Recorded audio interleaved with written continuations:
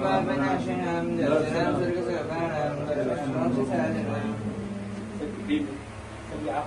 એક છે કે પ્રભાસન આપણે નીચેથી કંઈ પણ સપોર્ટ આપ્યા વગર પછી 4 ઇન્દુઓએ પોતાના ખભા પર ઉપાડેલું છે આખું પ્રભાસન એવી રીતે બનાવ્યું છે. એની રચના એવી રીતે અહીંયા એક જ પથ્થરમાં આ 22મી ભગવાન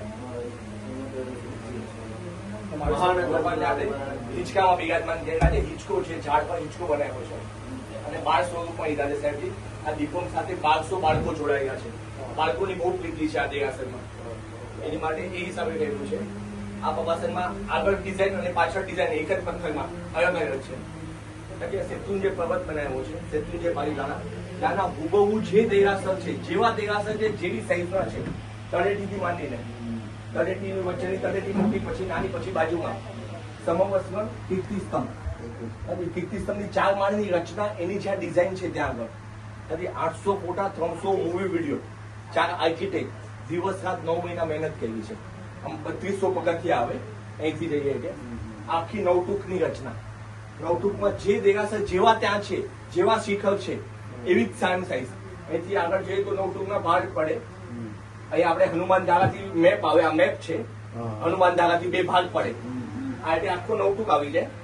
અહીંથી રામપોળ આવે, રામપોળના પિલર, એની કમાન, ઉપરના દેરાસર, ધજા same to same, 1 inch 1 centimetre 1 mm નો ફરક નહીં. રામપોળ, હાથીપોળ, વાગડપોળ. પછી વાગડપોળ જાય એટલે શાંતિનાથ દાદાનું દેરાસર આવે.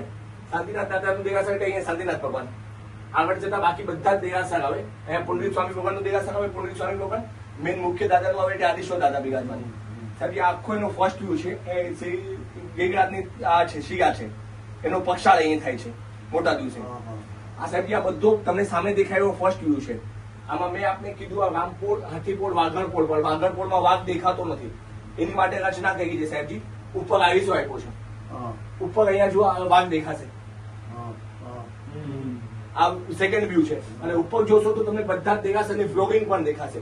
ઉપર જેવી ફ્લોરિંગ છે, જેવી માર્બલની કોતરણી છે, એવી સેમ ટુ સેમ કોતરણી. પછી સુપાર્શ્વનાથ દાદાનું દેરાસર, નવીનાથ દાદાનું દેરાસર, 4 દેવીઓ, એ બધું જ અહીંયા સુધી આવશે. અહીંયાની સેમ એવી કોતરણી.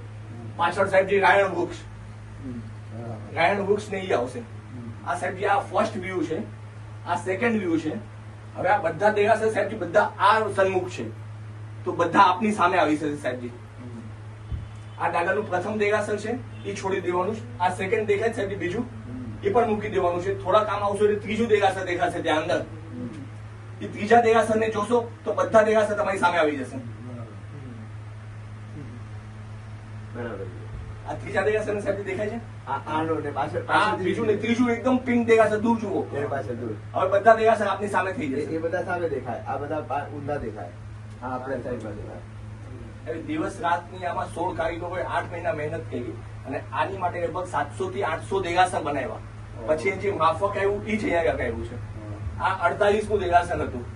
જ્યાં સુધી પરફેક્શન ન મળે આ 1 mm ના પેન્સિલની અણીથી પણ નાના શિખરો બનાવ્યા છે કે જરાય એવું ન થવું જોઈએ. આપણે શેત્રુંજયજી અહીંયા સંકેશ્વર પાર્શ્વનાથ ભગવાન સાહેબ આ આર્ટિફિશિયલ ઘાસ છે. ચાઇના અને જાપાનથી ખાસ આર્કિટેક્ટો આવ્યા છે અને આ લગાડવા માટે કે નેચરલ ઇફેક્ટ આવે. આપણું સાદું ઘાસ લગાવ્યું તેની ઇફેક્ટ નહોતી આવતી, એની માટે ત્યાંથી ઘાસ ઇમ્પોર્ટ કર્યું. આપણે ફ્લોરિંગમાં ઉભા છો સાહેબ, જે આ ફ્લોરિંગમાં જે ડિઝાઇન દેખાય છે એ 1 mm ની ડિઝાઇન છે. એ ઇટાલીથી મંગાવી છે આપણે ડિઝાઇન, કે અહીંયા ભારતમાં નથી મળતી એવી. અને સાહેબ અહીંયા એક પક્ષાળની વ્યવસ્થા રાખી છે.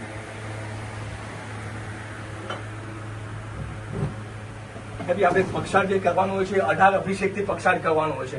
18 અભિષેકના નામ કયા સાહેબજી બહુ ઓછાને ખબર હોય છે. એની માટે અહીં નામ આપ્યું છે 18 અભિષેક ભાવધારા. અહીંયાથી કળશ લેવાનો સાહેબજી, કળશ અહીંયા મૂકવાનો, જેવો મૂકશો તે ભરાઈ જશે અને અહીંયા નામ આવી જશે સુવર્ણ સુગંધી ચૂર્ણ. એટલે જે બી ભાવિક આવે એને અહીંયા પક્ષાળ ભરાઈ જાય, કોઈ પણ નખ ન લાગે, કઈ પણ ના લાગે, એ લેવાનું પક્ષાળ કરવા એવું જોવાનું. બીજો ભાવિક આવશે, બીજું કળશ લેશે, અહીંયા જેવું મૂકશે એવું એ કોમ્પ્યુટરમાં 18 અભિષેકમાં કોઈ પણ નામ આવી જશે એનું.